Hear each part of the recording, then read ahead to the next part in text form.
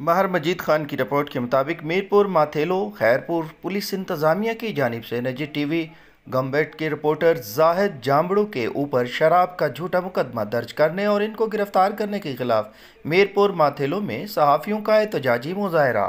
सहाफ़ी पर दर्ज किया गया मुकदमा ख़त्म करके फौरी तौर पर सहाफ़ी जाहिद जामड़ू को रिहा कराने का मुतालबा।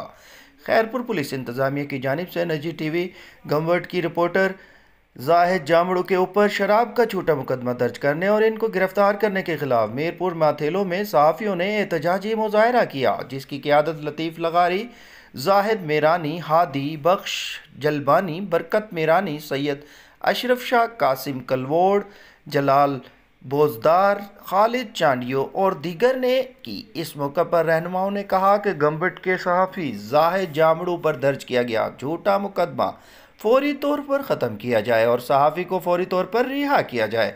उन्होंने मज़ीद कहा कि खैरपुर पुलिस सहाफ़ियों पर झूठे मुकदमा दर्ज करके इनको हरासा करने की कोशिश कर रही है। उन्होंने कहा कि सहाफ़ी पर झूठा मुकदमा खारिज किया जाए, बसूरत दीगर पूरे मुल्क में एहतजाज करने का ऐलान किया जाएगा।